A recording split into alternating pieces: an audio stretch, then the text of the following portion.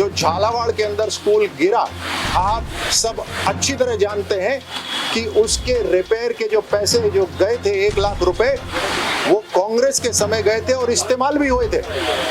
और उसके बावजूद भी वो बिल्डिंग गिरी थी।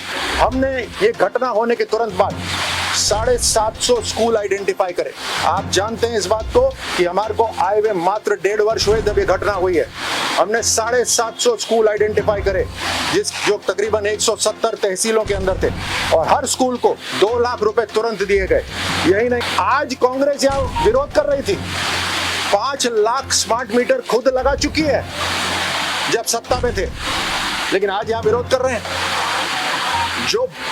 जो बात कर रहे हैं कि जिस कंपनी को कॉन्ट्रैक्ट दिया गया कि वो ब्लैक लिस्टेड है, वो ब्लैक लिस्टेड नहीं है। ये मिथ्या पैदा करने की कोशिश कर रहे हैं। जो कंपनी गोवा के अंदर जिसका उदाहरण लिया गया, जो ब्लैक लिस्टेड वहां पर है, उसको भी ब्लैक लिस्ट से हटा दिया गया है। और स्मार्ट मीटर जब लगेगा तो 2 तरीके से लगेगा, एक है प्रीपेड और एक है पोस्टपेड। जो प्रीपेड मीटर लगाएंगे उनको प्रति यूनिट 15 पैसे की रियायत मिलेगी। तो ये उपभोक्ता के हित में है कि स्मार्ट मीटर लगे। आज राजस्थान की विधानसभा के अंदर कांग्रेस पार्टी ने जिस तरह से विधानसभा के अंदर सकारात्मक चर्चा को रोकने का प्रयास किया, किन कारणों से किया, और फिर मैदान छोड़ के भी वो भाग गए, उसका विवरण मैं आपके सामने रखने आया। लगातार विपक्ष ये बात कर रहा है कि झालावाड़ के अंदर हुए जो स्कूल हादसे के अंदर हमने संवेदना नहीं दिखाई। मैं आपके सामने तथ्य रखना चाहता हूं। आपके सभी सुनने वाले दर्शक इस बात को पूरी तरह से समझते हैं कि असली संवेदना वो होती है जहां पर तुरंत कार्रवाई हो, स्कूलों को मजबूत करा जाए, शिक्षा तंत्र को मजबूत करा जाए, और केवल बोलने से नहीं, केवल सदन को चलने से रोकने से नहीं, बल्कि जब सरकार में रहते हैं तो सरकार के एक्शंस से, सरकार जो कदम उठाती है उससे स्पष्ट होता है कि किसको संवेदना ज्यादा है हमारे युवाओं के प्रति, हमारे बच्चों के प्रति। और अब मैं आपको बताता हूं कि जो झालावाड़ के अंदर स्कूल गिरा, आप सब अच्छी तरह जानते हैं कि उसके रिपेयर के जो पैसे जो गए थे 1 लाख रुपए, वो कांग्रेस के समय गए थे और इस्तेमाल भी हुए थे।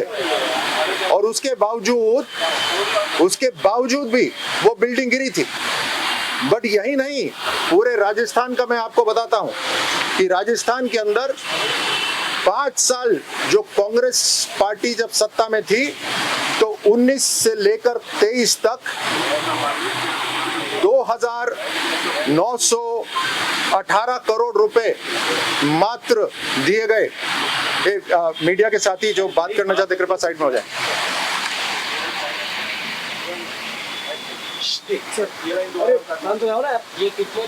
बहुत महत्वपूर्ण बात कर रहा हूं मैं, ये बात सब जनता तक जाए, बहुत जरूरी है। 5 साल 2019 से लेकर 2023 तक कांग्रेस पार्टी जब सत्ता में थी, तो टोटल पैसा जो स्कूल इंफ्रास्ट्रक्चर के लिए दिया गया वो है 2,918 करोड़ रुपए, जो 18,500 स्कूलों को दिया गया। हमारी सरकार ने 1.5 वर्ष के अंदर ही 2,986 करोड़ रुपए 12,000 स्कूलों के लिए दिए। आप अंतर देखिए, 5 साल के अंदर 2,918 करोड़, 1.5 वर्ष के अंदर हमारी सरकार ने 2,986 करोड़। ये होता है प्राथमिकता देना स्कूल की एजुकेशन के लिए। अगर संवेदना है बच्चों के प्रति तो भारतीय जनता पार्टी की है, और एक्शंस में साफ दिख रहा है।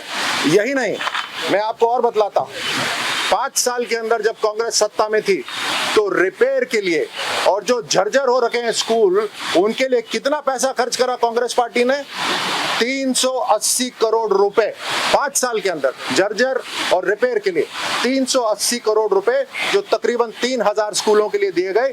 हमारी सरकार ने 1.5 वर्ष के अंदर 926 करोड़ रुपए, कहां 380 करोड़ रुपए, कहां 926 करोड़ रुपए तकरीबन 3000 स्कूलों के लिए। ये अंतर होता है जो असली संवेदना होती है, शिक्षा तंत्र को असली मजबूत करने की जो कार्रवाई होती है वो ये होती है। सदन के अंदर नारेबाजी करना, यहां पर आकर भ्रमित करना, केवल जब संवेदना देनी हो उस समय भी शोर मचाना, ये केवल और केवल राजनीतिक है। और ये बहुत ही दुर्भाग्यपूर्ण है कि कांग्रेस जब सत्ता मिली थी, जब जिम्मेदारी थी तो अपनी जिम्मेदारी नहीं निभाई, और आज जब जिम्मेदारी जनता ने दी है विपक्ष में बैठने की तो मैदान छोड़ के भाग जाते हैं। और मैं डिटेल बताता हूं, हमने ये घटना होने के तुरंत बाद 750 स्कूल आइडेंटिफाई करे। आप जानते हैं इस बात को कि हमारे को आए हुए मात्र 1.5 वर्ष हुए जब ये घटना हुई है। हमने 750 स्कूल आइडेंटिफाई करे जो तकरीबन 170 तहसीलों के अंदर थे, और हर स्कूल को 2 लाख रुपए तुरंत दिए गए। यही नहीं, हमने 2000 स्कूल आइडेंटिफाई करे गए जिसको 150 करोड़ रुपए दिए गए, तकरीबन 8 लाख रुपए प्रति स्कूल हमने तुरंत दिए। 60 करोड़ रुपए हमने दिए हैं छोटी मोटी मेंटेनेंस के लिए, प्राइमरी स्कूल को और अपर प्राइमरी स्कूल को। 330 बिल्डिंग ऐसी हैं, या बिल्डिंग ही नहीं है, 330 स्कूल ऐसे हैं जहां बिल्डिंग ही नहीं है, वहां पर हमने 330 करोड़ रुपए दिए हैं ताकि तुरंत फ्रेश कंस्ट्रक्शन हो सके। ये होती है असली संवेदना। इसलिए आपके माध्यम से जो कांग्रेस यहाँ नाटक कर रही है और विपक्ष की अपनी जिम्मेदारी छोड़कर मैदान छोड़कर भाग रही है, ये बहुत ही दुर्भाग्यपूर्ण है राजस्थान के लिए भी और कांग्रेस पार्टी के लिए भी। दूसरी बात, आज अभी आपके सामने हीरालाल जी ने भी बात करी आकर, मीटर की जो बात हुई है यहाँ पे, स्मार्ट मीटर की, केंद्र सरकार की योजना, हर व्यक्ति, हर परिवार, हर घर तक बिजली पहुंचे और व्यवस्थित तरीके से पहुंचे, घोटाला ना कर पाए कोई। सबसे ज्यादा प्रतिशत लोग जो आपको सुन रहे हैं, देख रहे हैं, वो सच्चे हिंदुस्तानी हैं जो कानून से काम करते हैं, और घोटाले करने वाले परेशानी करते हैं। इसलिए स्मार्ट मीटर योजना लाई गई। आज कांग्रेस यहाँ विरोध कर रही थी, 5 लाख स्मार्ट मीटर खुद लगा चुकी है जब सत्ता में थे, लेकिन आज यहाँ विरोध कर रहे हैं। जो बात कर रहे हैं कि जिस कंपनी को कॉन्ट्रैक्ट दिया गया कि वो ब्लैक लिस्टेड है, वो ब्लैक लिस्टेड नहीं है।